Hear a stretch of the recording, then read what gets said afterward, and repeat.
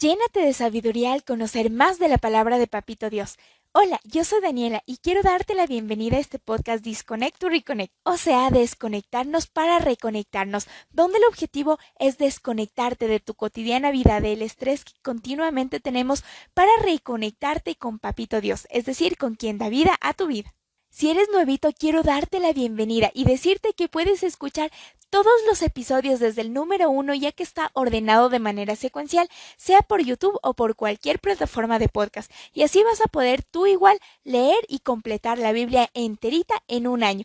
Nunca es tarde para comenzar y de todo corazón me alegra que quieras ponerte este nuevo reto. Para esta lectura desde Génesis hasta Apocalipsis nos estamos basando en el plan de lectura de Robert Roberts. Y sí, quizás digas que no la vas a entender o que es de difícil comprensión o que quizás no eres muy disciplinado para completar la Biblia en un añito, entonces yo quiero decirte lo siguiente. Fíjate una hora al día en el que creas que estés más desocupadito, no sé, puede ser al levantarte, antes de acostarte, no sé, cuando estás almorzando, para que puedas escuchar estos episodios que máximo duran una media hora y dedícale por completo esta media hora a escuchar y aprender de la palabra de Dios. Aquí vamos a leer la Biblia en un lenguaje súper chévere, que es uno de los puntos que yo considero uno de los más importantes para poder comprender la palabra de Dios, porque estamos leyéndola en NBI, Nueva Versión Internacional. Y cuando te fijes este momento, pongamos un ejemplo, las 8 de la noche, pon un recordatorio todos los días y haz una rutina. Después va a ser natural para ti escuchar la palabra de Dios. Y al escuchar la palabra de Dios, créeme que tu vida va a ser transformada. Vas a poder ver la mano de Dios, vas a poder comprender muchas cosas y un sinfín de cosas buenísimas para tu vida. Pero lo más importante es que vas a poder reconectarte con Dios. Y el segundo punto para poder comprender la palabra de Papito Dios y el punto muy importante, mejor dicho, el más importante, es que le pidas al Espíritu Santo que te ayude a comprender su palabra, que te guíe y que te ayude a entender. Entonces, comencemos. Amado Papito Dios, gracias te damos por esta nueva oportunidad que nos das de poder leer tu palabra. Gracias por tu amor infinito y por tu misericordia para cada uno de nosotros. En este día queremos pedirte que tu Espíritu Santo nos guíe, nos llene y nos ayude a comprender todo lo que tú quieres hablarnos y sobre todo ayuda a transformar nuestra vida, nuestra mente, nuestro corazón para que cada día seamos más agradables a tus ojos. También ponemos ante ti todas nuestras preocupaciones o aflicciones porque sabemos que tú tienes el control de todo. Llénanos de ti y ayúdanos a comprender que tu amor para cada uno de nosotros es infinito, pero sobre todo queremos pedirte que seas real, 100% real en nuestras vidas, porque sabemos que en ese momento todo va a tener sentido. Gracias te damos por absolutamente todo. También te pedimos que perdones nuestras ofensas y pecados y ayúdanos a mejorar cada día. En el poderoso nombre de tu amado Hijo Jesús. Amén. Y continuemos con nuestra curiosidad bíblica del día de hoy. Esta curiosidad bíblica del día de hoy es algo que hacían en la antigüedad y que yo pienso que se debería seguir conservando hasta la actualidad. Si leemos Levítico 19:32, nos vamos a dar cuenta que los jóvenes se ponían en pie cuando llegaba un anciano. ¿No te parece esto súper interesante? Y más que nada que son costumbres que deberían seguir conservándose. Así que bueno, si tú eres jovencito, ¿por qué no continuamos haciendo esto? Te dejo este pequeño reto. El día de hoy, que es el día número 40, vamos a leer Éxodo 17 y 18, Salmos 72 y Marcos 5. Comencemos. Quiero contarte un poquitín acerca de Oreb. Oreb es un lugar muy singular. La palabra hebrea significa desolado o destruido y hoy que vamos a leer su descripción en el capítulo 17 del libro de Éxodo, vamos a comprobar que era un lugar desértico, una tierra de soledad y de silencio. Comencemos. El agua de la roca. Toda la comunidad israelita partió del desierto de Sin por etapas. Según lo había ordenado el Señor, acamparon en Refidín, pero no había allí agua para que bebieran. Así que discutieron con Moisés. «Danos agua para beber», le exigieron. «¿Por qué discuten conmigo?», se defendió Moisés. «¿Por qué provocan al Señor?». Pero los israelitas estaban sedientos y murmuraron contra Moisés. «¿Para qué nos sacaste de Egipto?», reclamaban. «¿Solo para matarnos de sed a nosotros, a nuestros hijos y a nuestro ganado?».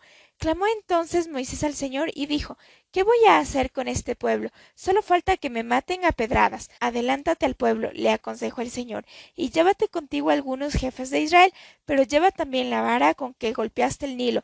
Ponte en marcha, que yo estaré esperándote junto a la roca que está en Horeb». dale un golpe a la roca, y de ella brotará agua para que beba el pueblo. Así lo hizo Moisés a la vista de los jefes de Israel. Además, a ese lugar lo llamó Masá, y también Meribá, porque los israelitas habían probado al Señor y altercado con él al decir: ¿Está o no está el Señor entre nosotros? Derrota de los amalecitas.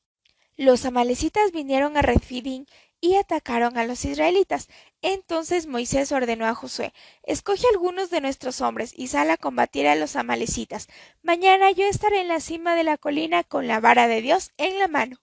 Josué siguió las órdenes de Moisés y presentó batalla a los amalecitas.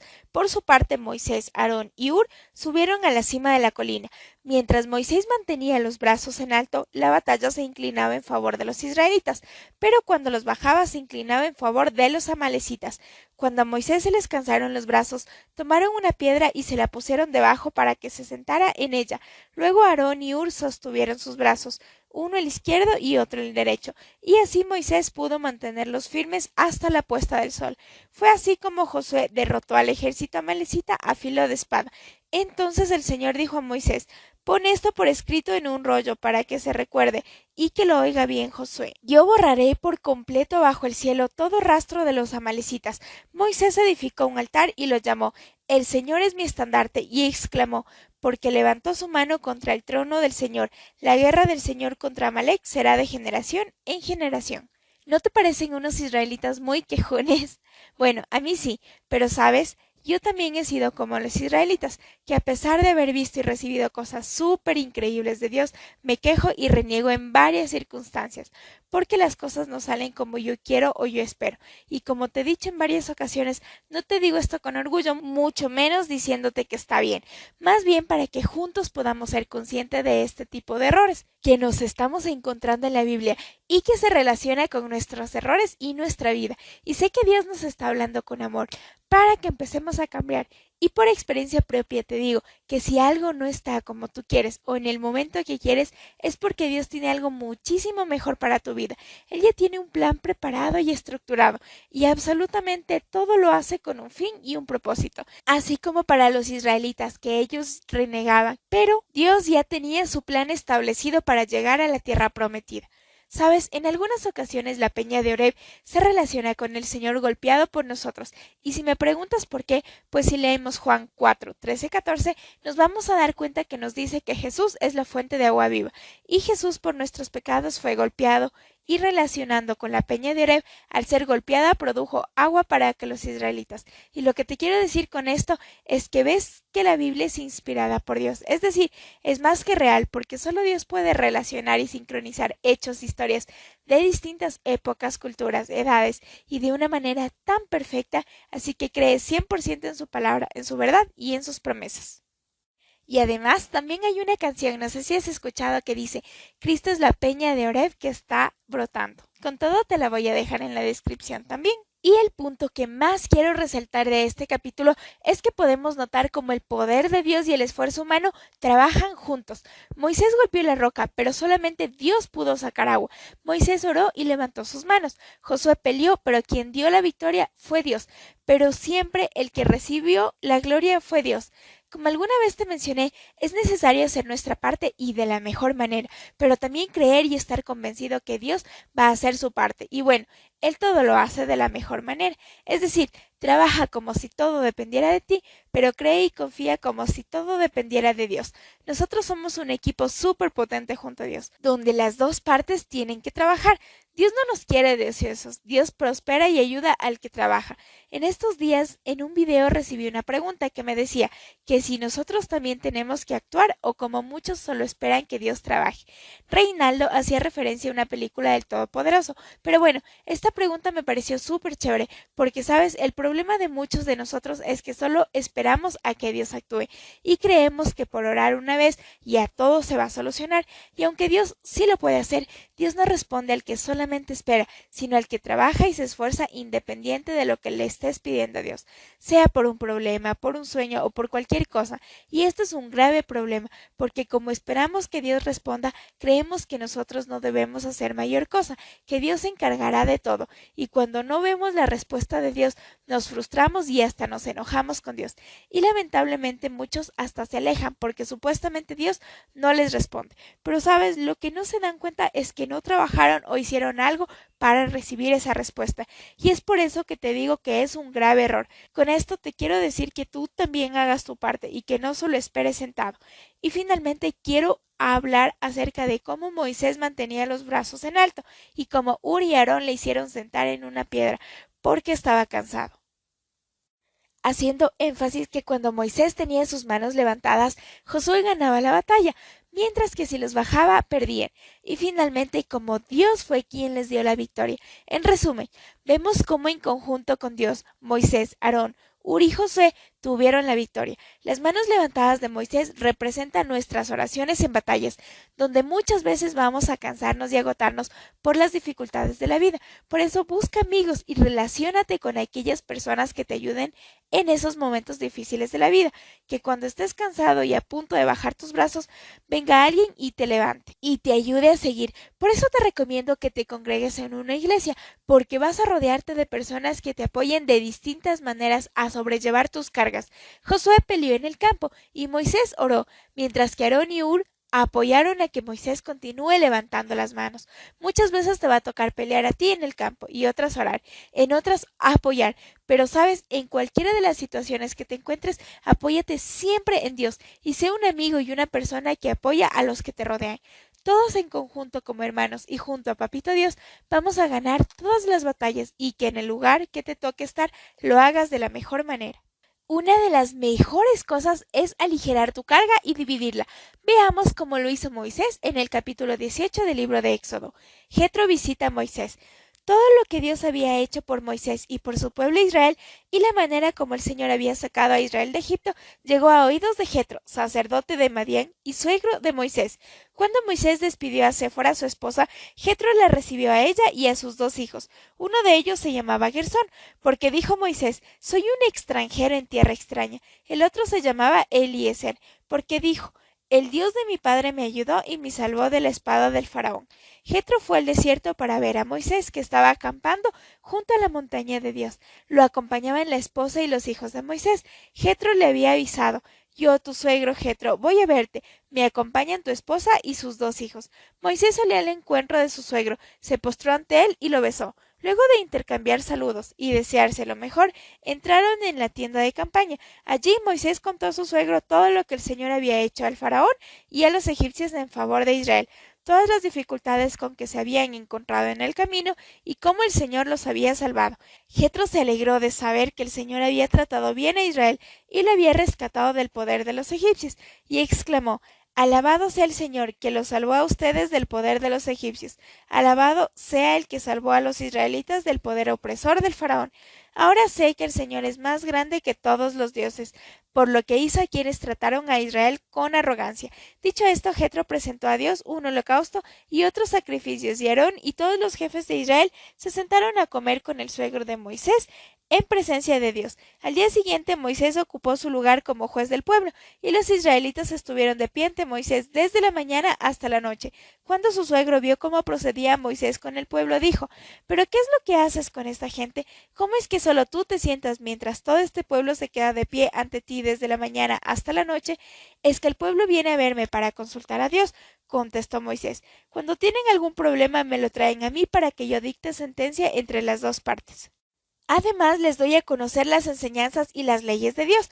No está bien lo que estás haciendo, le respondió su suegro, pues te cansas tú y se cansa la gente que te acompaña. La tarea es demasiado pesada para ti. No la puedes desempeñar tú solo. Oye bien el consejo que voy a darte y que Dios esté contigo. Tú debes representar al pueblo ante Dios y presentarle los problemas que ellos tienen. A ellos los debes instruir en las leyes y en las enseñanzas de Dios y darles a conocer la conducta que deben llevar y las obligaciones que deben cumplir. Elige tú mismo entre el pueblo hombres capaces y temerosos de Dios, que amen la verdad y aborrezcan las ganancias mal habidas, y nómbralos como oficiales sobre 1,000, 100, 50 y 10 personas. Serán ellos los que sirvan como jueces de tiempo completo, atendiendo los casos sencillos, y los casos difíciles te los traerán a ti. Eso te aligerará la carga, porque te ayudarán a llevarla. Si pones esto en práctica y Dios así te lo ordena, podrás aguantar al pueblo por su parte, se irá a casa satisfecho. Moisés atendió a la voz de su suegro y siguió sus sugerencias. Escogió entre todos los israelitas hombres capaces y los puso al frente de los israelitas como oficiales sobre 1,150 y 10 personas. Estos oficiales servían como jueces de tiempo completo, atendiendo los casos sencillos, pero remitiendo a Moisés los casos difíciles. Más tarde Moisés despidió a su suegro, quien volvió entonces a su país. En este capítulo pudimos leer acerca del consejo a Moisés por parte de Jetro, su suegro, donde le indicaba que la mucha presión le iba a cansar y a agotar a él y a los que con él estaban, ya que Moisés se dedicaba a su labor desde la mañana hasta la noche. Por eso Jetro le propuso un mejor plan, indicándole que se delegue funciones y que brinde la oportunidad a personas del pueblo para que también le ayuden y sean serviciales, y que Moisés los instruya. Jetro le sugería que para esta tarea escoja hombres piadosos y de fe, que teman a Dios, que no se atrevan a hacer algo malo, aunque pudieran hacerlo en secreto y sin problemas, que sean honestos y humildes, personas sabias. Y Moisés no despreció el consejo, sino que lo acogió y lo implementó. Y con esto lo que te quiero decir es que las muchas circunstancias de la vida o quizás tus mismas actividades diarias te pueden agotar y cansar. Por eso es mejor enseñar lo que tú sabes, es decir, compartir tu conocimiento, no ser egoísta y que delegues funciones, es decir, trabajar en conjunto. También vemos que Moisés dio una gran tarea a personas súper sabias con valores y justos. Así que si quieres una gran tarea y ser escogido para trabajos importantes, enfócate primero en ser una persona llena del Espíritu Santo y de su sabiduría, en ser una persona humilde y servicial, y vas a ver cómo Dios te pone en el mejor lugar. Y por último, acoge consejos de personas sabias, de personas que tengan a Dios en su corazón. No sé si te ha pasado, pero en ocasiones por desahogarnos pedimos consejos a personas que para nada nos dan un buen consejo y que más bien nos hunden aún más, a veces sin querer, otras veces porque no saben cómo actuar y otras veces quizás por envidia, y para nada estoy juzgando o criticando, más bien contándote lo que me ha pasado en algunas circunstancias. Por eso te quiero decir que para cualquier circunstancia de la vida, sepas a quién contar tus problemas o alegrías, sepas a quién pedir un consejo y seas muy cuidadoso con ellos. Y para reforzar esto te quiero leer el Salmo 1:1. Dios bendice a quienes no siguen malos consejos, ni andan en malas compañías, ni se juntan con los que se burlan de Dios. Dios es 100% justicia. Leamos el capítulo 72 del libro de Salmos.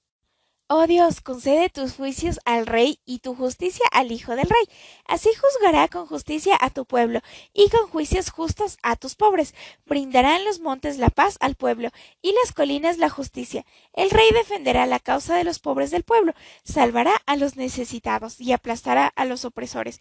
Que viva el rey como el sol y como la luna a través de las generaciones. Que sea como la lluvia que cae sobre un campo segado, como los aguaceros que empapan la tierra, que en sus días florezca la justicia y que abunde la paz, hasta que la luna deje de existir, que domine el rey de mar a mar, desde el río Eufrates hasta los confines de la tierra, que se postren ante él las tribus del desierto, que muerdan el polvo a sus enemigos, que le paguen tributo a los reyes de Tarsis y de las costas remotas, que los reyes de Sabá y de Seba le traigan presentes, que ante él se postren todos los reyes, que le sirvan todas las naciones. Él librará al indigente que pide auxilio y al pobre que no tiene quien le ayude. Se compadecerá del desvalido y del necesitado, y a los menesterosos les salvará la vida, los librará de la opresión y la violencia, porque considera valiosa su ayuda. Que viva el rey, que se le entregue el oro de Sabá, que se ore por él sin cesar, que todos los días se le bendiga, que haya abundancia de grano en la tierra, que ondeen los trigales en la cumbre de los montes, que el grano se dé como en el Líbano, que abunden las gavillas como la hierba del campo, que su nombre perdure para siempre, que su fama permanezca como el sol, que su nombre sean bendecidas todas las naciones, que todas ellas lo proclamen dichoso. Bendito sea Dios el Señor, el Dios de Israel, el único que hace obras portentosas. Bendito sea por siempre su glorioso nombre, que toda la tierra se llene de su gloria. Amén y amén. Aquí terminan las oraciones de David, hijo de Esaí. En este capítulo David habla de Salomón, que viene a ser símbolo del Mesías. Y si me preguntas por qué, bueno, pues porque expresa que tendrá dominio, que su nombre permanecerá para siempre, que todas las naciones lo llamarán bienaventurado y que toda la tierra se va a llenar de la gloria de Dios. En sí es el establecimiento de la paz y de la justicia en la tierra. Y ves que todo se relaciona nuevamente, porque Jesús vino a traer paz y justicia en la tierra. Qué increíble que es la Biblia. Veamos en el capítulo 5 del libro de Marcos cómo los espíritus malignos se someten a Jesús y lo obedecen. Liberación de un endemoniado. Cruzaron el lago hasta llegar a la región de los Gerasenos. Tan pronto como desembarcó Jesús, un hombre poseído por un espíritu maligno salió a su encuentro de entre los sepulcros. Este hombre vivía en los sepulcros y ya nadie podía sujetarlo, ni siquiera con cadenas. Muchas veces lo habían atado con cadenas y grilletes, pero él los destrozaba y nadie tenía fuerza para dominarlo. Noche y día andaba por los sepulcros y por las colinas gritando y golpeándose con piedras. Cuando vio a Jesús desde lejos, corrió y se postró delante de él. ¿Por qué te entrometes, Jesús, Hijo del Dios Altísimo? Gritó con fuerza. Te ruego por Dios que no me atormentes. Es que Jesús le había dicho, sal de este hombre, espíritu maligno. ¿Cómo te llamas? Le preguntó a Jesús. Me llamo Legión, respondió, porque somos muchos, y con insistencia suplicaba a Jesús que no los expulsara de aquella región. En una colina estaba alimentándose una manada de muchos cerdos. Entonces los demonios rogaron a Jesús, mándanos a los cerdos, déjanos entrar en ellos. Así que él les dio permiso. Cuando los espíritus malignos salieron del hombre, entraron en los cerdos, que eran unos 2000. Entonces la manada se precipitó al lago por el despeñadero y allí se ahogó. Los que cuidaban los cerdos salieron huyendo y avisaron en el pueblo y por los campos, y la gente fue a ver lo que había pasado. Llegaron a donde estaba Jesús, y cuando vieron al que había estado poseído por la legión de demonios, sentado, vestido y en su sano juicio, tuvieron miedo. Los que habían presenciado estas cosas contaron a la gente lo que había sucedido con el endemoniado y con los cerdos. Entonces la gente comenzó a suplicarle a Jesús que se fuera de la región. Mientras subía Jesús a la barca, el que había estado endemoniado rogaba que le permitiera acompañarlo. Jesús no lo permitió, sino que le dijo, vete a tu casa, a los de tu familia, y diles todo lo que el Señor ha hecho por ti y cómo te ha tenido compasión. Así que el hombre se fue y comenzó a proclamar en Decápolis lo mucho que Jesús había hecho por él, y toda la gente se quedó asombrada. Veamos acerca de una niña muerta y una mujer enferma. Después de que Jesús regresó en la barca al otro lado del lago, se reunió alrededor de él una gran multitud, por lo que él se quedó en la orilla. Llegó entonces uno de los jefes de la sinagoga llamado Jairo. Al ver a Jesús se arrojó a sus pies y le suplicó con insistencia, mi hijita se está muriendo, ven, pon tus manos sobre ella para que se sane y viva. Jesús se fue con él y lo seguía una gran multitud, la cual se agolpaba sobre él. Había entre la gente una mujer que hacía 12 años padecía de hemorragias. Había sufrido mucho a manos de varios médicos y se había gastado todo lo que tenía sin que le hubiera servido de nada, pues en vez de mejorar iba de mal en peor. Cuando oyó hablar de Jesús se acercó a él por detrás entre la gente y tocó su manto. Pensaba, si logro tocar siquiera su manto quedaré sana. Al instante cesó su hemorragia y se dio cuenta de que su cuerpo había quedado libre de esa aflicción. Al momento Jesús se dio cuenta de que había salido poder de sí mismo, así que se volvió hacia la gente y preguntó, ¿quién ha tocado mi manto? ¿Ves que te apretuja la gente? Le contestaron sus discípulos, y aún así preguntas, ¿quién me ha tocado? Pero Jesús seguía mirando a su alrededor para ver quién lo había hecho. La mujer, sabiendo lo que había sucedido, se acercó temblando de miedo y arrojándose a sus pies confesó toda la verdad. Hija, tu fe te ha sanado, dijo Jesús. Vete en paz y queda sana de tu aflicción. Todavía estaba hablando Jesús cuando llegaron unos hombres de la casa de Jairo, jefe de la sinagoga, para decirle, tu hija ha muerto, ¿para qué sigues molestando al maestro? Sin hacer caso de la noticia, Jesús dijo al jefe de la sinagoga, no tengas miedo, nada más cree. No dejó que nadie le acompañara, excepto Pedro, Santiago y Juan, el hermano de Santiago. Cuando llegaron a la casa del jefe de la sinagoga, Jesús notó el alboroto y que la gente lloraba y daba grandes alaridos. Entró y dijo, ¿por qué tanto alboroto y llanto? La niña no está muerta, sino dormida. Entonces empezaron a burlarse de él, pero él los sacó a todos, tomó consigo al padre y a la madre de la niña y a los discípulos que estaban con él, y entró a donde estaba la niña, la tomó de la mano y le dijo, Talita cum, que significa, niña, a ti te digo, levántate. La niña que tenía 12 años se levantó enseguida y comenzó a andar. Ante este hecho todos se llenaron de asombro. Él dio órdenes estrictas de que nadie se enterara de lo ocurrido y les mandó que dieran de comer a la niña. Como resumen rapidito, vemos en este capítulo cómo Jesús muestra su autoridad expulsando a una legión de demonios, que después entra en un hato de cerdos, como una mujer es sanada al tocar las ropas de Jesús y como Jesús levanta de la muerte a la hija de Jairo. Lo que admiro es la fe de la mujer que fue sanada, porque ella sabía que solamente al tocar la ropa de Jesús sus problemas se resolverían. ¿Te imaginas tener esa fe súper firme? A la mujer no le importó esperar, abrirse paso entre la multitud y buscar desesperadamente a Jesús. Y sabes, a la final ella recibió su milagro. Esta enseñanza me puso a pensar en que de seguro en toda la multitud habían muchos que querían milagros, pero no todos actuaron o hicieron como hizo esta mujer, y quizás por esa razón no recibieron todos milagros. Y esta podría ser una de las razones por que muchas veces no recibimos milagros, porque solamente somos parte de esa multitud esperando recibir un milagro de parte de Dios, pero no tenemos fe y no luchamos hasta conseguirlo. Y con esto quiero decirte que conquistas la victoria cuando pones en marcha tu fe y luchas por conseguir. Jesús siempre espera el mejor momento para actuar, porque sus tiempos van de acuerdo a sus propósitos. Muchas veces creemos que Dios se tarda, así como en la historia de la niña, que todos lloraban porque decían que estaba muerta. Pero sabes, Jesús, con su admirable forma de hablar y forma de actuar, les dijo: ¿por qué lloran? La niña está dormida. ¿Y qué te quiero decir con esto? Que esperes los tiempos de Dios.